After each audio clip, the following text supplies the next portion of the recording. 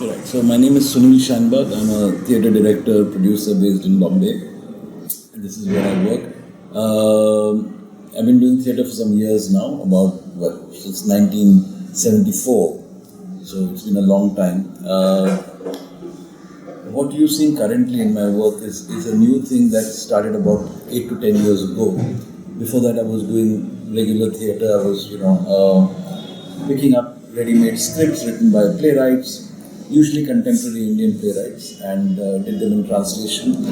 And I come from a tradition of theatre which is in a sense it doesn't really, it's quite minimalistic in the sense that I don't usually mount my productions very big. Pay a lot of attention to the text, a lot of attention to the performance, a lot of attention to the ideas. So you would say it's a theatre that's really driven by ideas more than by the visual and by the spectacle.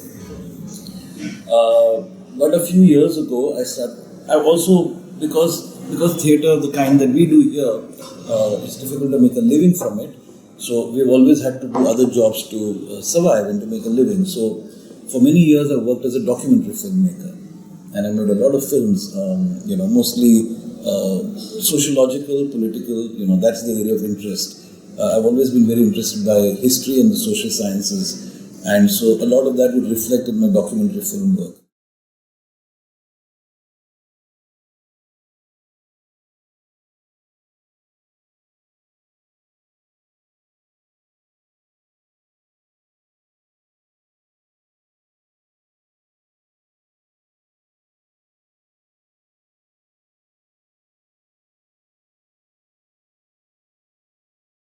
So around 2006, I started working on a play looking at the history of the textile mills in Bombay. Bombay is a city.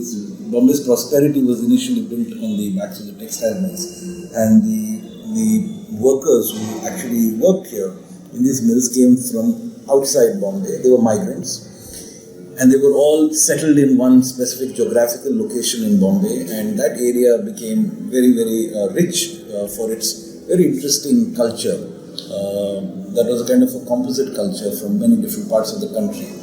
And because there was a strong communist trade union, they were also very rich with ideas. And this particular period of Bombay's history is very, very fascinating. So we were working on a play that actually looked at that, traced this kind of history. And for the first time, I started putting my documentary filmmaking skills and my theatre skills together. And I found that kind of worked very well. And since then, I've really been not working on ready-made scripts. We have an idea, I work very closely with writers, many collaborators, writers, historians, academics, musicians, and we developed the idea over a period of a year, and then we put a production together. So, for instance, I did another production called Sex, Morality and Censorship, which looks at the idea of censorship, because, with the growth of the right wing in India and very sort of, relentless growth of the right wing, especially the right wing Hindutva movement, painters, sculptors, theatre people, writers have been facing tremendous pressure from sections of society and from the state. And I felt that it was important to respond to this as a theatre person. So we created a work called Sex, Morality and Censorship, which really uses a historical incident from theatre, where in 1972 a play was, a very famous play, Sakharam Binder in Marathi, was attacked by the censor board and by sections of society, and it went through a protracted struggle in the law courts, etc. So it's a wonderful piece of history, and using that as the spine, we look at the larger ideas of censorship in this country, in the arts. So that's the kind of work. So it was in this context. But that was, by the way, that was somehow connected to the family matters, or that was to the family problems, social, or rather in more wide context. Wider context, really. In wider context. Because Sakharam Binder, the play, the main character Sakharam is an outsider. He lives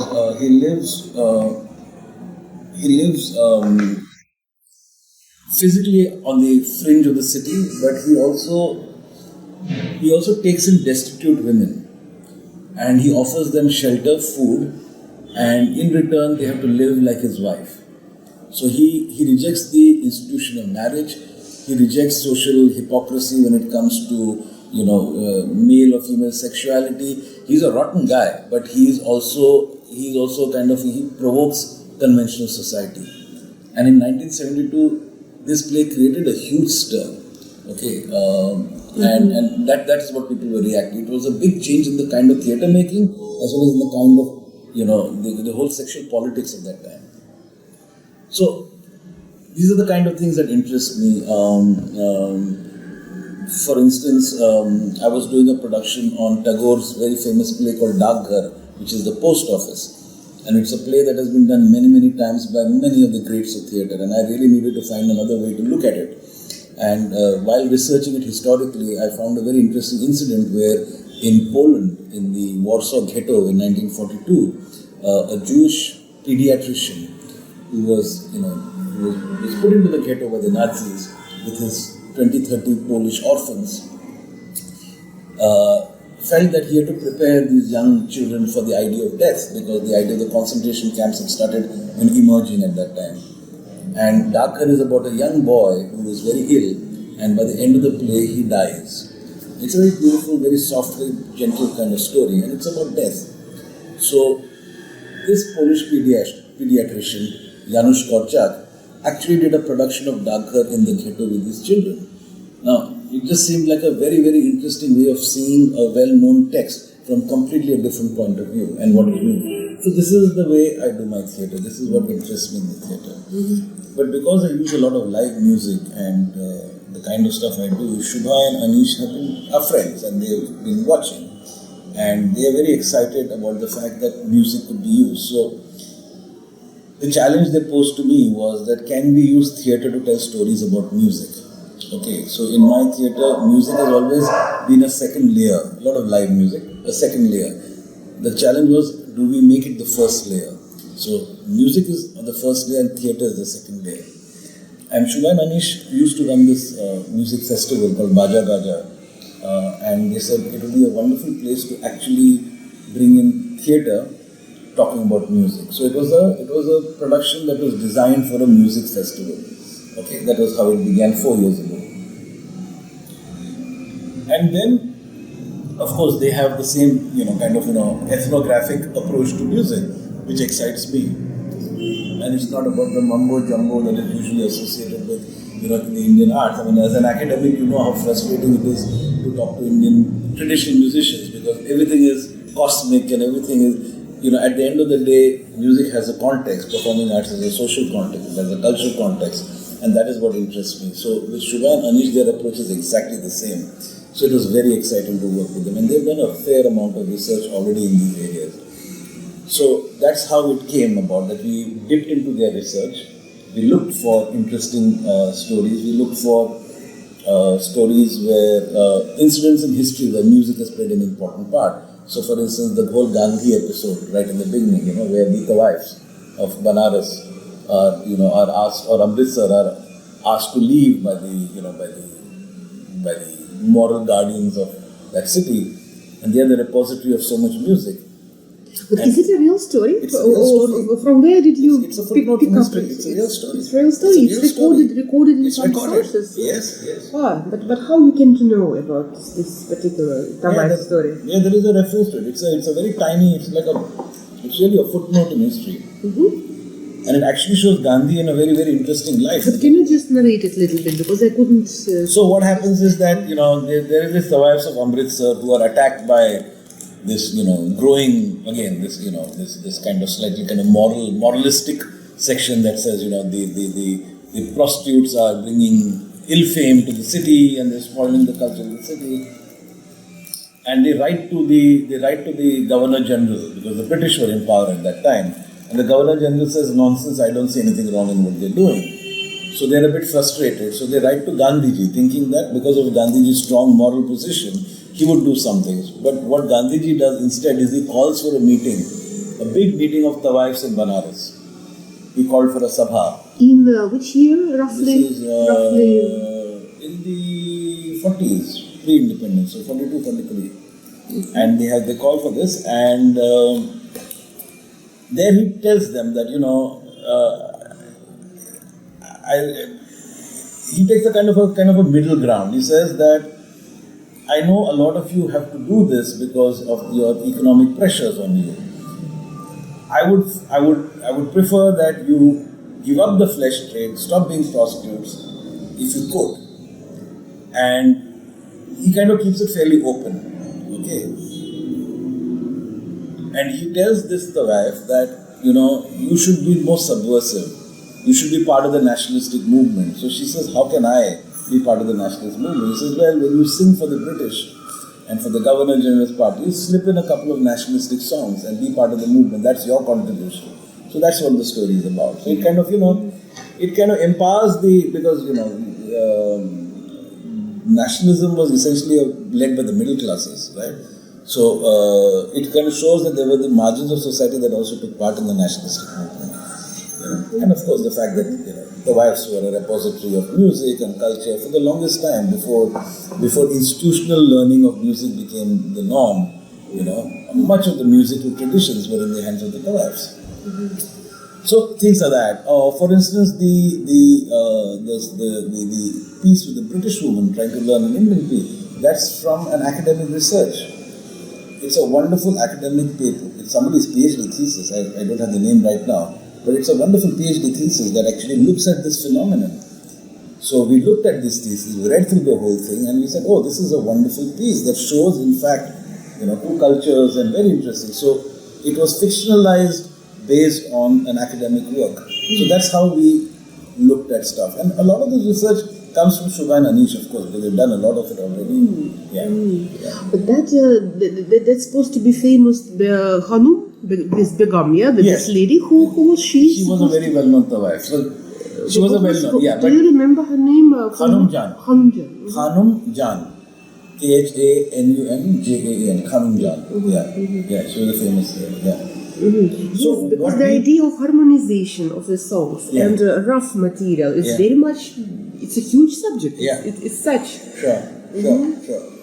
So that is how we did it, and we don't have a tradition of live singing in the urban theatre.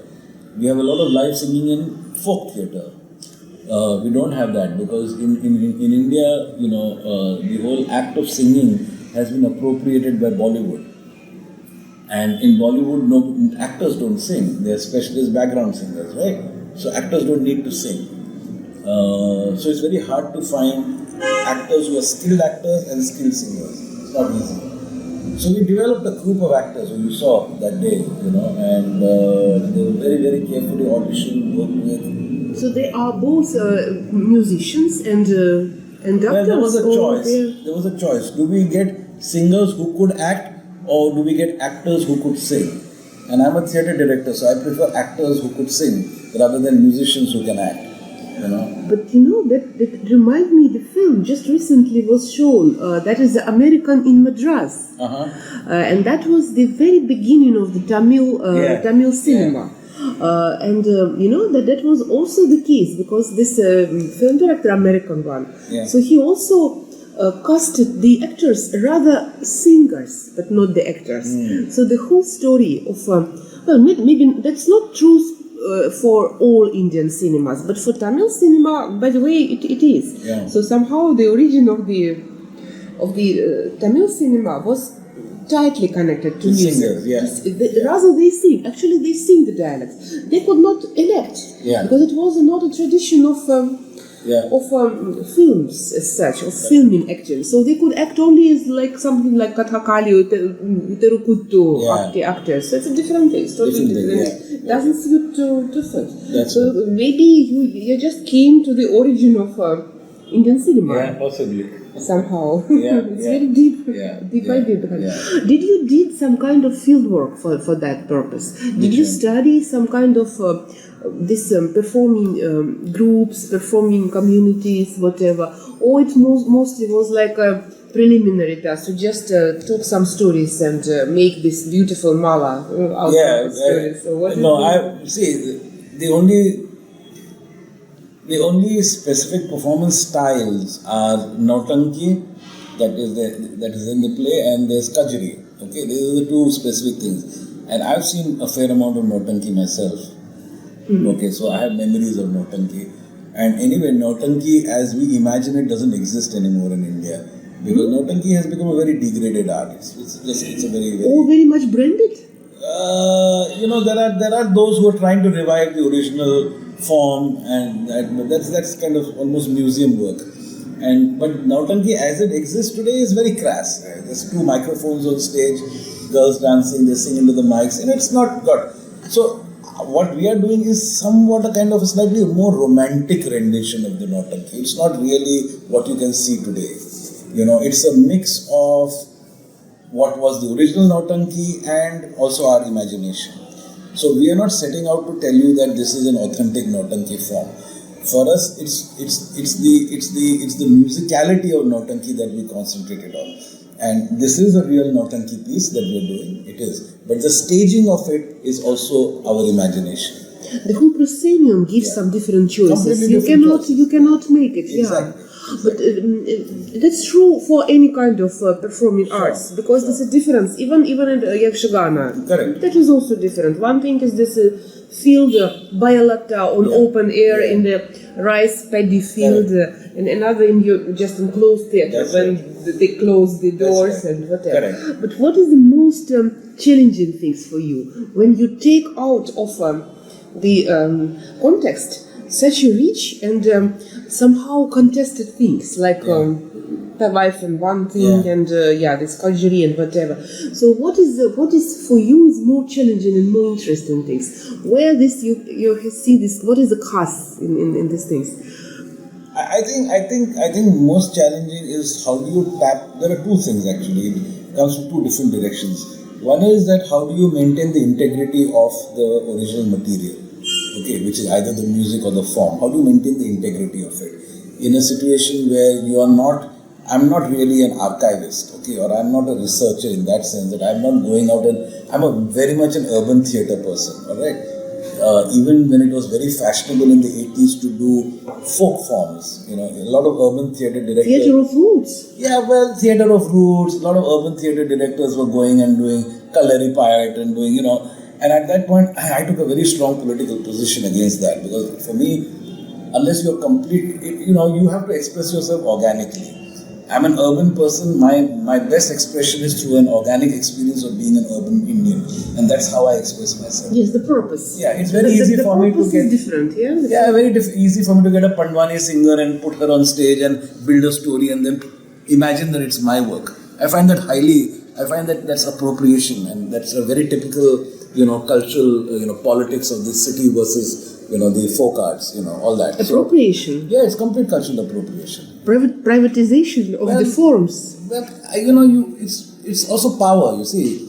As an urban theatre director, you have access to funds, resources, so you can go there and pick up a folk person who's so excited to work in an urban context, and there's a lot of problems, and I don't want to get there, but so for me, it's being not trying to recreate a folk form or anything of that sort. For me, it's suggestive of a spirit of a particular form, and for me, it's much more interesting to maintain that integrity of spirit rather than of the form itself. So that was one challenge on one side. The other challenge is that I know my audiences quite well, and you must have also seen. You came to the early show, or the late show that day. Which show? Late. The late show. Okay. We have a lot of young urban people coming to our place. Okay, and it's very important for me to make my work accessible to them, without losing out on its sophistication, on its nuance, on its whatever. And these are the two challenges I face, because you wouldn't normally see so many young, westernized, urban Indian people watching a 2.5-hour play on Indian music and connecting, as you saw, so strongly with it. Okay, that's a huge challenge for me. Whether I'm doing sex morality censorship, or I'm doing stories in a song, or anything else. And so I feel very responsible to my audiences. So this is the double challenge. On one hand, maintain the integrity of the spirit of the work, and also connecting with audiences. So you feel it works. You feel it Well, works. so far it has been in many ways. I mean, not every time.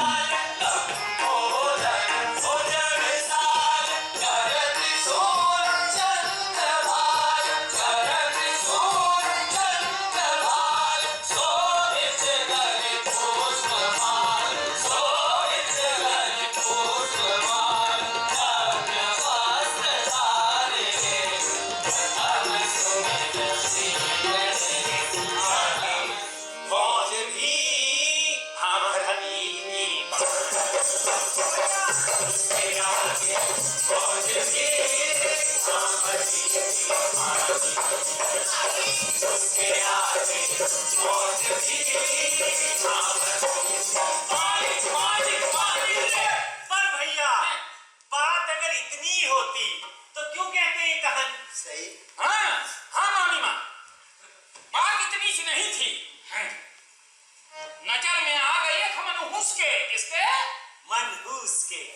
मनहूस के।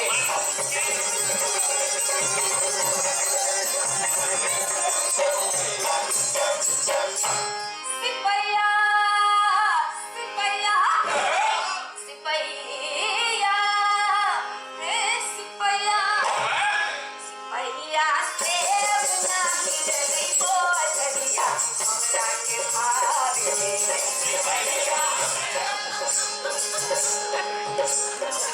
जब हम तन के कपड़ा मांगे, जब हम तन के कपड़ा मांगे, आवे सिपैया लाने बंदूकिया बंदूकिया बंदूकिया से नहीं डरे तो हट दिया।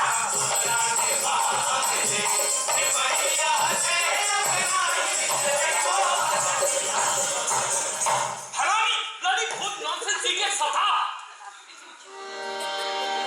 डरती थी सारी प्रजा, अरे डरती थी सारी प्रजा, वो बहुत पहुंच वाला था। और लैला के मजनू को भी बंदी घर में डाला।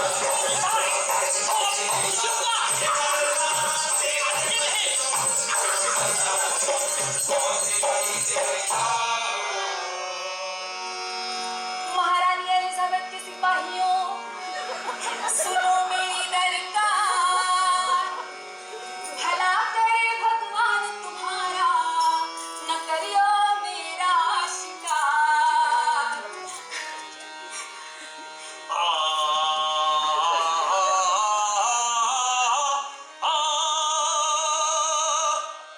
गिड़गिड़ाना तेरा, यूं बिलखना तेरा। सुनो, साफ बोलो साफ।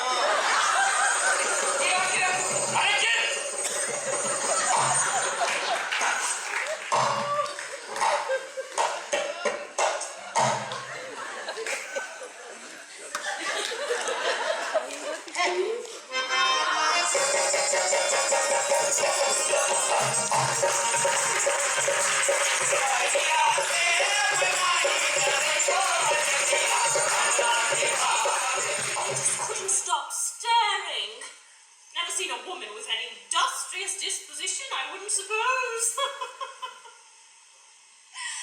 Yes, dear. Go on. सुभर बनरी का लाल बनरा रे No. No. No. Again, please. सुभर बनरी का लाल बनरा रे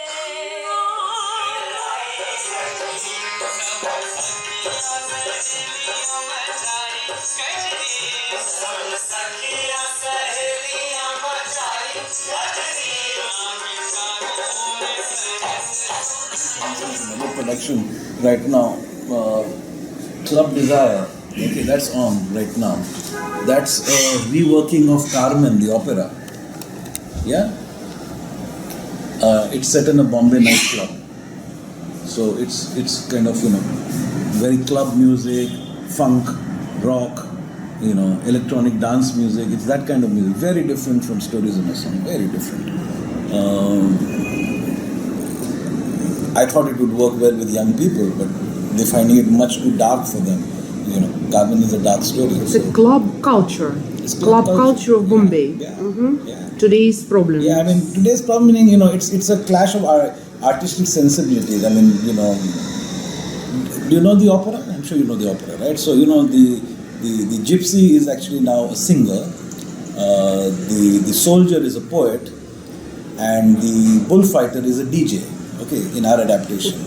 So each of them has a different approach to their art. The poet has a certain approach to his art, she has a certain approach to her music, and the DJ has a certain approach to his music. And they're three very different. So it's not just a love story, but it's also a clash of artistic sensibilities in our adaptation. So it's quite sophisticated, it's quite demanding from an audience, So you'd think that would work very well with young people. It doesn't work that well with young people. Older people like it much more than younger people. So it's a strange situation, okay? So yeah, sometimes it works, sometimes it doesn't work. Yeah, I think what the general message that we're trying is that essentially I think it's actually opening out an understanding to music, really. Is it about the beauty of the music as such? No, I think it's more, it's actually opening out an understanding to how you can look at music differently. You're using music as a way of looking at society, simple. You're breaking some myths about music. There's this great myth about Indian music and musicians that it's static. It is this divine body of knowledge that never changes. Actually, musicians have to navigate all sorts of situations and keep changing. Musicians are very good at navigating, in fact, and they change every year according to taste, and that second story about that family of musicians. One day they're singing qawwalis, the next day they're singing love songs, they're doing movies, they'll do anything in order to survive. Okay, I think that's one big myth that's broken. I think the play. A lot of people say, it made me understand Indian music a little bit more. I don't think we gave them that kind of. I think we just showed them that there is a way to look at music that makes it more understandable. In India, as an Indian, you're supposed to know classical traditions. Okay, most people don't, but you cannot say you don't. As a result, the culture of ignorance is perpetuated generation after generation after generation, where we reached a stage today where the younger generation have no connection with that because they've never really experienced it. So I think these are the areas for me that it's important that this play, addresses. Yeah. You belong to Maharashtra or you belong to Bombay? I belong to Bombay.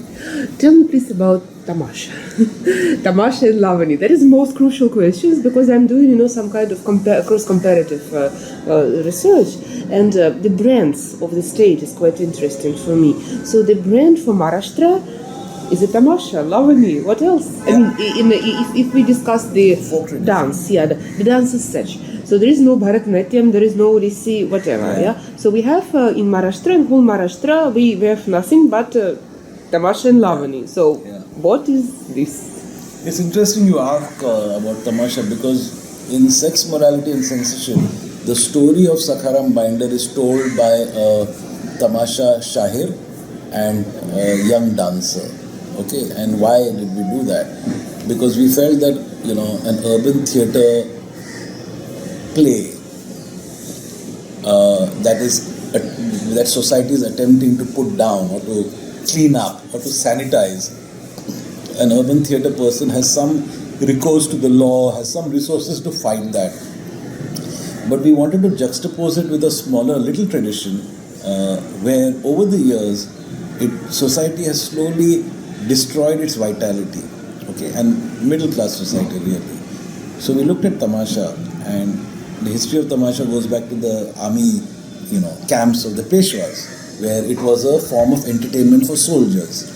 So it was very, very, body, and there was a lot of sexual innuendo, and it was all that. And at some point the Peshwa rulers got interested and they asked them to come to their courts to perform. But they told them, listen, you got to clean it up a little bit because some of our women will also be watching. So clean it up, don't make it so sexy. And post-independence, the whole nationalist project was such that we were re-looking at our old traditions, and it was a very romantic look at our traditions.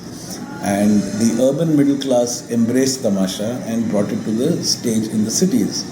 That was in 19th century sometimes. Yeah, but the move from the rural to the urban came post-independence. There was this great thing of reviving your traditional art and stuff like that. And so there also it became that let's reduce the political satire, let's reduce the theatrics of it, let's concentrate on the dance, to the extent that today there are tamasha groups composed of very, very upper caste Brahmin women in Maharashtra who dancing tamasha. They don't do professional work, but it's so you can imagine how a very earthy folk form has been completely cleaned up and become very, very kind of squeaky clean, right?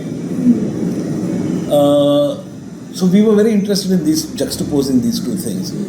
So if you go and see a tamasha performance today, either it's very, very Bollywoodized, and just girls dancing, and it's there's a very large grey area between dance and sex work. It's gone there. Or you see these these very upper class Brahmin women pretending to be tamasha dancers. So it's a and of course economically the whole tamasha world is going through a huge problem. I mean the audiences are dwindling. They are finding it extremely difficult to survive. So it's in a state of turmoil, I would say, right now, the whole tamasha world. Yeah. Actually, in Pune, you're likely to see many more traditional companies. The Arya Bhushan Theatre, there is a theatre in Pune called the Arya Bhushan Theatre, which is a tamasha theatre. You see a lot of traditional companies camping there for a season. Oh yeah, it's a fascinating place.